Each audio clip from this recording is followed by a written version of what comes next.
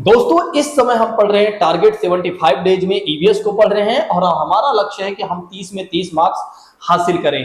तो निश्चित तौर पर हम आराम से 30 में 30 मार्क्स हासिल कर सकते हैं। बस हमें क्या करना होगा, अच्छे तरीके से पढ़ाई करना होगा, अच्छे तरीके से चीजों को समझना होगा और प्रैक्टिस करना होगा। बहुत बड़ी बात नहीं है 30 में 30 मार्क्स लाना। तो दोस्तों आप क्या करिए, आप लोग क्या करिए, हमारे द्वारा जितनी भी क्लासेस शेयर की जाए वे सारी क्लासेस को आप अच्छे से देखते चलिए और रिवीजन करते चलिए, प्रैक्टिस करते चलिए। बस इससे ज्यादा कुछ भी करने की आवश्यकता नहीं है। चलिए आइए अब प्रारंभ करते हैं, बिना किसी और बात की चर्चा करते हुए सीधा आते हैं अपने टॉपिक पर। जैसा कि बात करते हैं, आज हम ये जानने वाले हैं कि सजीवों में इंद्रियों के बारे में। किसके बारे में हम जानने वाले हैं? सजीवों में इंद्रियों के बारे में जानने वाले हैं। इंद्रियों के बारे में बात करते हैं तो हम सभी में लगभग अगर आप देखें तो 5 सेंसेस पाए जाते हैं, यानी कि 5 इंद्रियां होती हैं। जिसमें सबसे पहली बात करते हैं आंख के बारे में बात कर लेते हैं। तो आंख का काम क्या होता है? देखने का काम करते हैं, यानी कि आंख क्या करती है? विजुअल करने का काम करती है दोस्तों।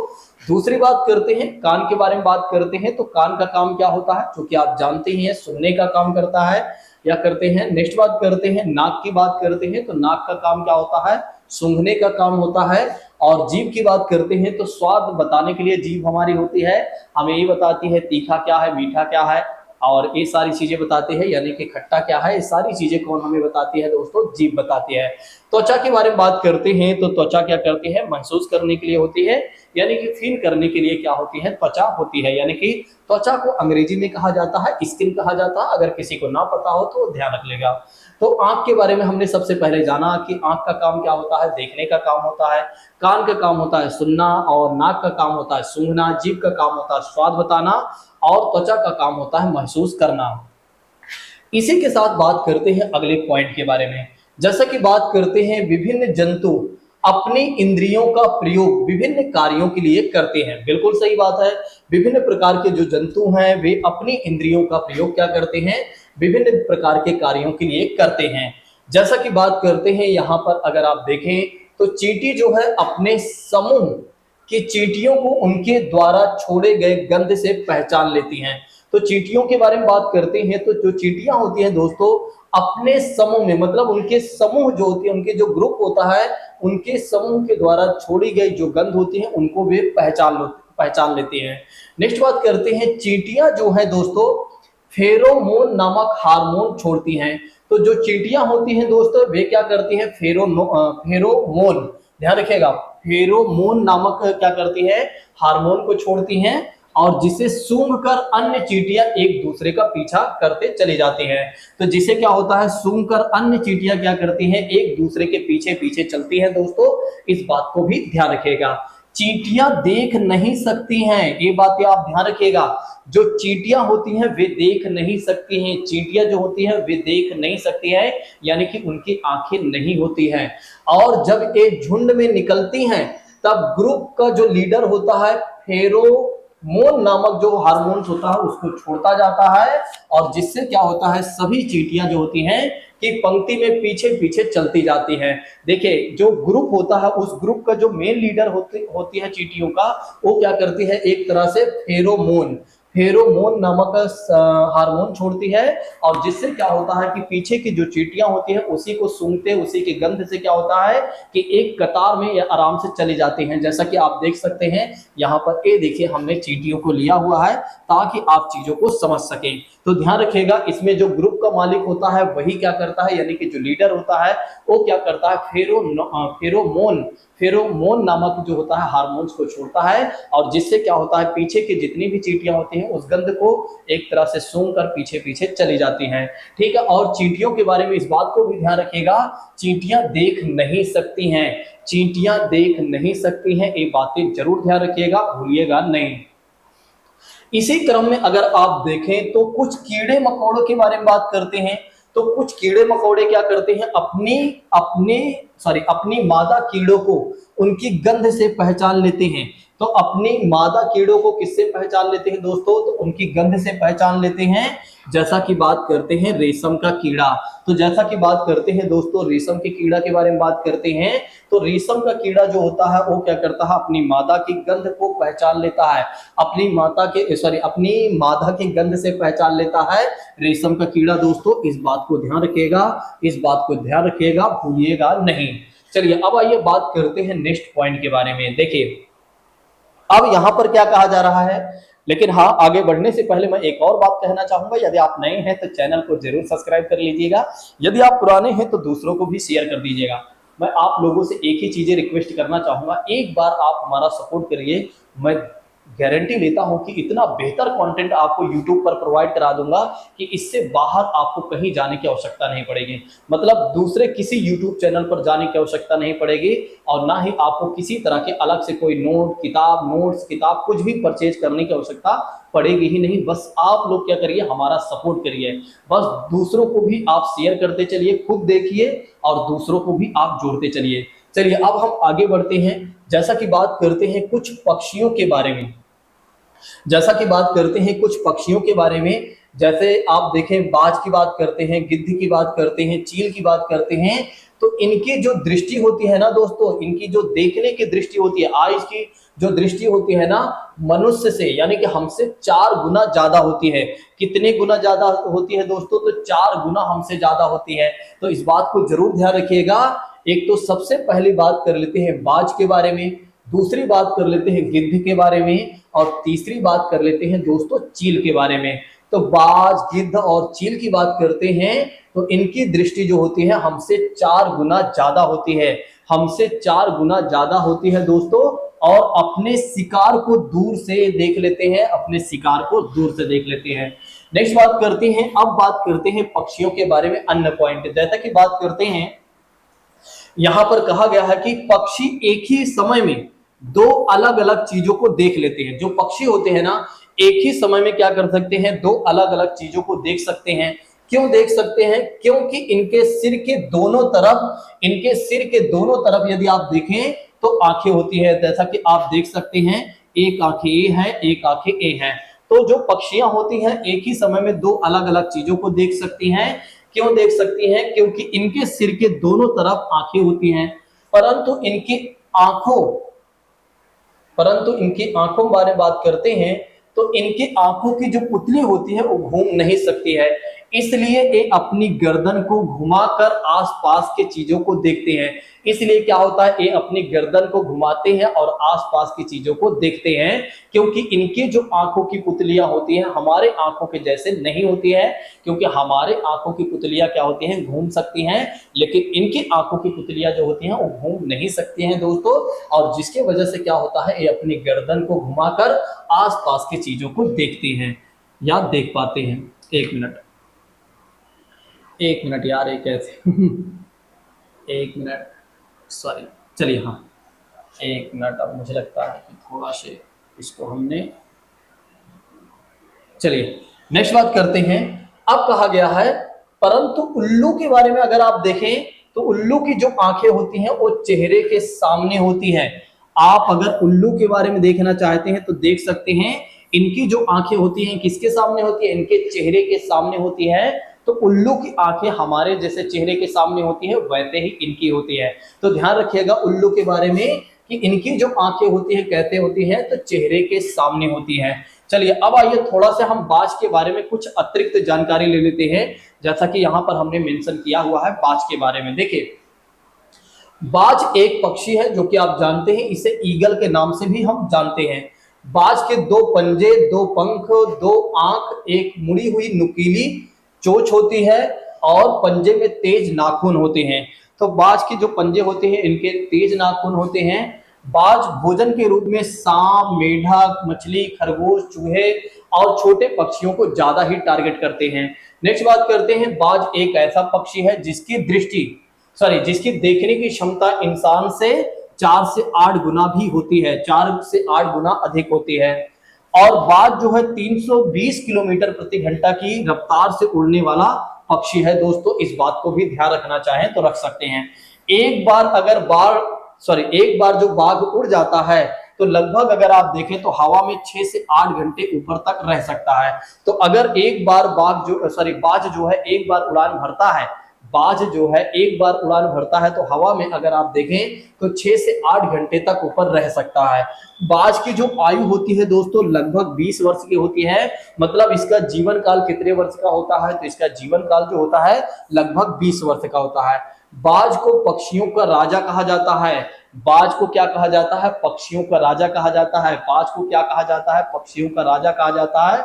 याद कर लीजिए, याद कर लीजिए। अगर आपसे बच्चे कभी पूछे तो आप बता लीजिएगा। अब आप टीचर बनने जा रहे हैं, थोड़ा से अपने अंदर टीचर वाली क्वालिटी लाते चलिए। धीरे धीरे आप हमारे साथ चीजों को पढ़ते चलिए और इमेजिनेशन करते चलिए, और साथ ही साथ अगर कोई चीजें विजुअल होती हैं तो उसको देखते चलिए और महसूस करते चलिए कि अब आप टीचर बन रहे हैं। उसी तरह के अपने अंदर आप क्वालिटी लाइए, और जिससे क्या हो कि जब आपका एग्जाम हो तो आपके अंदर संपूर्ण क्वालिटी आ जाए टीचर वाली, और फिर जब आप बैठे एग्जाम में तो अपने आप को बिल्कुल फील करके बैठे कि अब मैं एक टीचर हूं। लाओ कोई भी एग्जाम, कोई भी पेपर हो, दो आराम से हम तुरंत सॉल्व कर देंगे।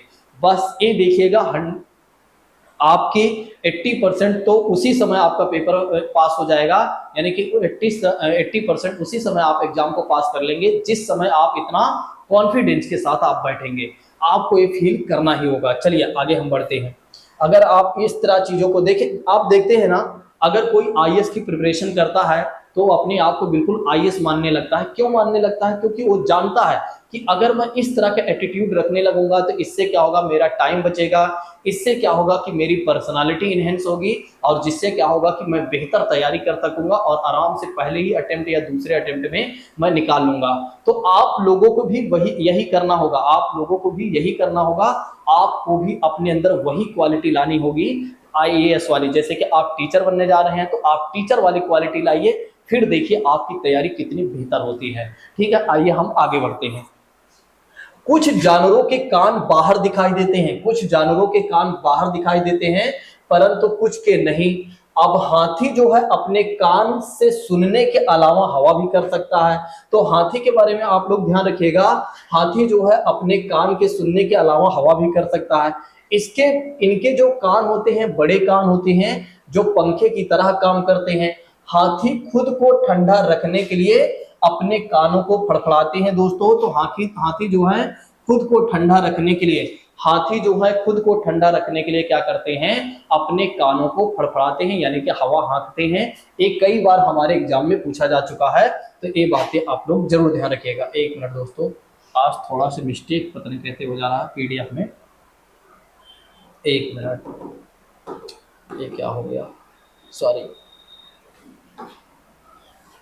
एक मिनट, क्या यार बना हो गया।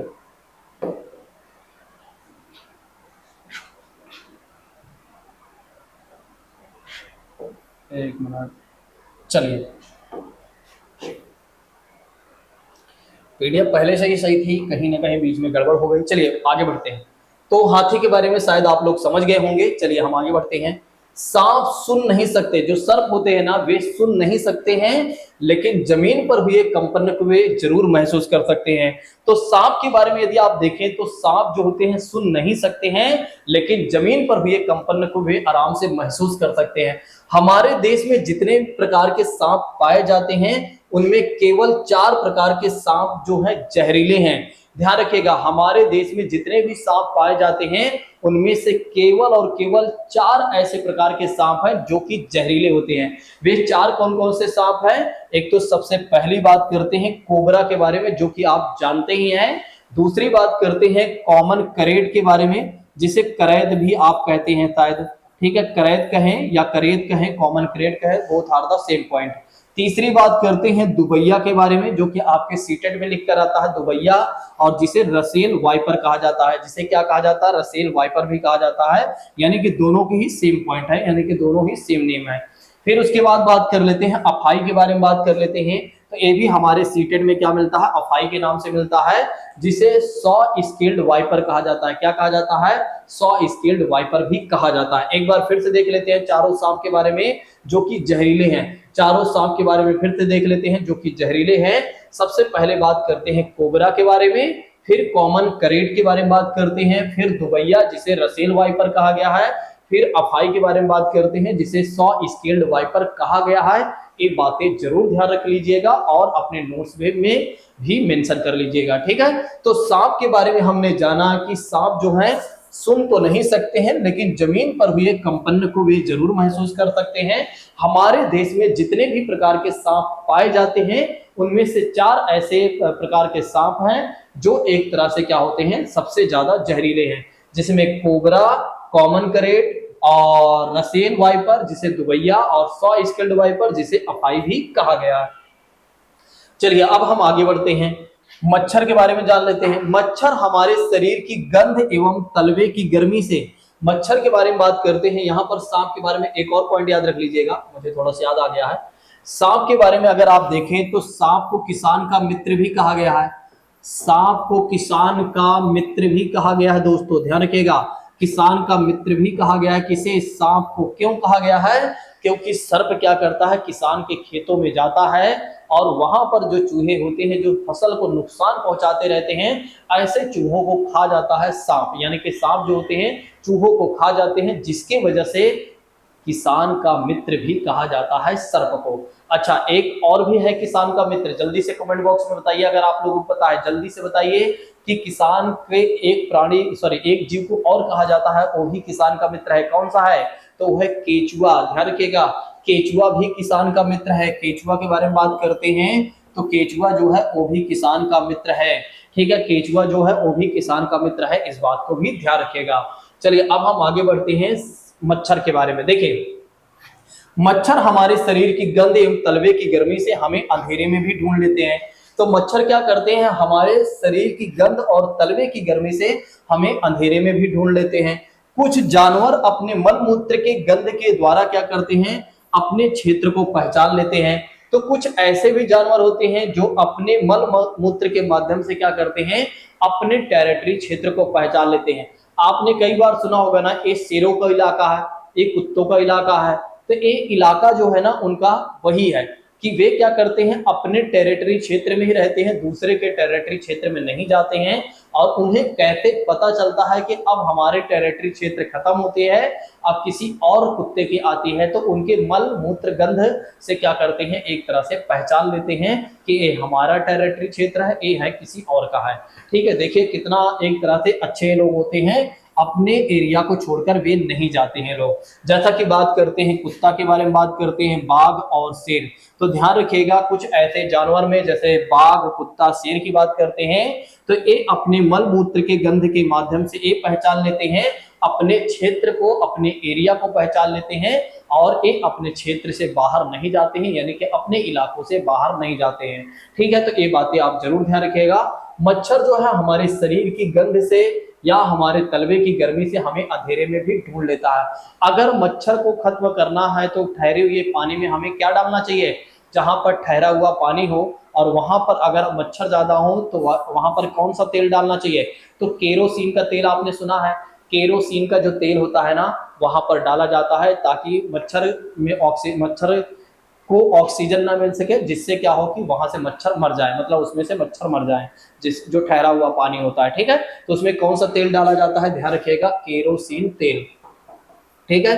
केरोसिन तेल की बात करते हैं, अरे यार क्या हो गया, केरोसिन तेल की बात करते हैं तो उसमें डाला जाता है जहां पर क्या होता है, ठहरा हुआ पानी होता है। चलिए अब हम आगे बढ़ लेते हैं, नेक्स्ट बात करते हैं मेढक, छिपकली आदि जीव क्या होते हैं, अपने शिकार को पकड़ने के लिए अपने जीभ का प्रयोग करते हैं।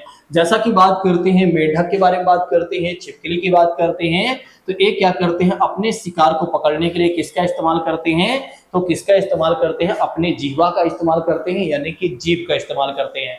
तो आप ये बातें जरूर ध्यान रखिएगा मेढक के बारे में और छिपकली के बारे में कि ये जीव क्या करते हैं, अपने शिकार को पकड़ने के लिए अपने जीभ का प्रयोग करते हैं। चलिए अब इसी के साथ हम बढ़ते हैं आगे। रात्रिचर यानी कि रात में जागने वाले जो जानवर हैं, ठीक है, जैसा कि बात करते हैं पक्षी हैं, जानवर या पक्षी की बात करते हैं, तो एक केवल और केवल 2 ही कलर को देख पाते हैं, एक केवल और केवल 2 ही कलर को देख पाते हैं, जैसा कि बात करते हैं सफेद और काला कलर को देख पाते हैं। तो ध्यान रख लीजिएगा आप लोग कि रात्रि में जागने वाले जो जानवर और पक्षी हैं केवल और केवल दो ही कलर को देख पाते हैं। एक तो काला की बात करते हैं, दूसरा सफेद की बात करते हैं, जिसमें उल्लू की बात कर सकते हैं हम और रैकून की बात कर सकते हैं। उल्लू के बारे में आप जानते हैं कि इसके चेहरे के सामने इसकी आंखें होती हैं, और रैकून के बारे में आप नहीं जानते हैं तो देख लीजिए रैकून ए है। आइए मैं आपको थोड़ा सा रैकून के बारे में बता देता हूं। देखिए रैकून जो है उत्तर अमेरिका में मिलने वाला एक मध्यम प्रकार का यानी कि आकार का स्तनधारी जीव है। मतलब ये बच्चों को भी जन्म देता है, ये बच्चों को भी जन्म देता है, इसलिए स्तनधारी जीव कहा गया है। इसके शरीर की जो लंबाई होती है ना 40 से 70 सेंटीमीटर होती है, और इसका जो वजन होता है 3.5 से लेकर 9 केजी तक इसका एक तरह से वजन होता है। एक रैकून एक निशाचरी जीव है, रात में जागने वाला जीव है, और सर्वाहारी यानी कि एक तरह से मांस और वनस्पतियां दोनों को खाता है, यानी कि ये सर्वाहारी प्राणी है। ध्यान रखिएगा ये जो जीव है रैकून ये सर्वाहारी प्राणी है, ये बातें आप ध्यान रखिएगा। आइए एक बार हम रिवीजन कर लेते हैं कि किन किन चीजों को आज हमने पढ़ा हुआ है, मतलब किन किन बिंदुओं पर आज हमने चर्चाएं की हुई हैं। तो जैसा कि बात करते हैं, आज हमने सबसे पहले आपको बताया इंद्रियों के बारे में, जो कि आप जानते ही हैं, इस पर हमें समय नहीं देना है। फिर हमने आपको बताया था जो चींटियां होती हैं, चींटियों के जो ग्रुप के लीडर होता है वो क्या करता है कि फेरोमोन नामक हार्मोन को छोड़ता है, और जिसकी वजह से पीछे की जितनी भी चींटियां होती हैं उस गंध को पहचान कर, मतलब सूंघ कर क्या होता है, उस गंध को सूंघ कर उन्हीं चींटियों के पीछे पीछे एक तरह से चली जाती हैं झुंड में। ठीक है, फिर हमने आपको बताया था दोस्तों कि अगर आप देखें तो कुछ कीड़े मकोड़े जो हैं मादा कीड़े को उनकी गंध से पहचान लेते हैं। जैसा कि रेशम कीड़ा की बात करते हैं तो रेशम कीड़ा क्या करता है, अपनी मादा की गंध से पहचान लेता है उसे। ठीक है, रेशम इस तरह से दिखता है, आप ध्यान रखिएगा। फिर हमने आपको बताया था कि कुछ ऐसे पक्षी हैं जैसे बाज, गिद्ध, चील की बात करते हैं जो हमसे 4 से 8 गुना 4 से 8 गुना दूर तक देख सकते हैं दोस्तों। और ये भी हमने बताया था कि अपने शिकार को दूर से भी देख लेते हैं। और जो पक्षी होते हैं एक ही समय में दो अलग अलग चीजों को देख लेते हैं, क्योंकि इनके सिर पर दोनों तरफ क्या होते हैं, आंखें होती हैं। लेकिन इनके आंखों के बारे में हमने ये भी बताया था कि इनकी आंखों की जो पुतली होती है वो घूम नहीं सकती है, और जिसकी वजह से क्या होता है, इन्हें अपना गर्दन इधर उधर घुमाना पड़ता है चीजों को देखने के लिए। लेकिन जो उल्लू होता है दोस्तों, इसकी जो आंखें होती हैं, उल्लू के बारे में बात करते हैं। आज सिस्टम थोड़ा सा गड़बड़ हो चुका है बार बार, तो उल्लू के बारे में बात करते हैं दोस्तों। एक मिनट, उल्लू के बारे में बात करते हैं तो उल्लू की जो आंखें होती हैं चेहरे के सामने होती हैं, इस बात को भी ध्यान रखिएगा। फिर हमने आपको बताया दोस्तों कि कुछ ऐसे जानवर होते हैं जिनके कान बाहर दिखाई देते हैं, परंतु कुछ ऐसे जानवर होते हैं जिनके कान बाहर नहीं दिखाई देते हैं। कुछ ऐसे जानवर जैसे कि हाथी की बात करते हैं, हाथी अपने कान से सुनने के अलावा क्या करती है, हवा भी करती है ताकि अपने आप को ठंडा रख सके, ताकि वो अपने आप को ठंडा रख सके। फिर हमने आपको बताया था सांप सुन तो नहीं सकते हैं, लेकिन जमीन पर हुए कंपन को वे आराम से महसूस कर सकते हैं। फिर हमने आपको बताया था कि हम जितने भी प्रकार के हमारे देश में सांप पाए जाते हैं उनमें अगर आप देखें तो 4 ही ऐसे प्रकार के सर्प हैं जो सबसे ज्यादा जहरीले होते हैं, जिसमें कोबरा की बात करते हैं, करेट की बात करते हैं, और दुबैया की बात करते हैं, और अफाई की बात करते हैं। ये बातें हमने आपको बताया था। चलिए इसी के साथ नेक्स्ट पॉइंट के बारे में बात करते हैं। मच्छर हमारे शरीर की गंध यानी कि तलवे की गर्मी से हमें पहचान लेते हैं, यानी कि अंधेरे में भी ढूंढ लेते हैं। ठहरे हुए पानी में जहां पर मच्छर होते हैं, मच्छर जहां पर होते हैं वहां पर हम कैरोसिन का तेल डाल सकते हैं, जिससे मच्छर का जो ऑक्सीजन है, मतलब जो पानी का ऑक्सीजन है वो पूरा कट जाता है, जिसकी वजह से क्या होता है, मच्छर मर जाते हैं। ठीक है, तो ये बातें आप जरूर ध्यान रखिएगा। जहां पर ठहरा हुआ पानी होता है वहां पर मच्छर को रोकने के लिए हमें क्या करना पड़ता है, कैरोसिन का तेल डालना पड़ता है। फिर हमने आपको बताया था कुछ ऐसे भी जानवर होते हैं जो अपने मल मूत्र की गंध के माध्यम से अपने क्षेत्र यानी कि अपने इलाकों को पहचान लेते हैं, और जिसके अंतर्गत हमने आपको बताया था बाघ और कुत्ता, शेर के बारे में हमने आपको बताया था। मेढक और छिपकली के बारे में हमने आपको बताया था कि अपने शिकार को पकड़ने के लिए ये क्या करते हैं, अपने जीवा का इस्तेमाल करते हैं। कि किसका इस्तेमाल करते हैं, अपने जीवा का इस्तेमाल करते हैं।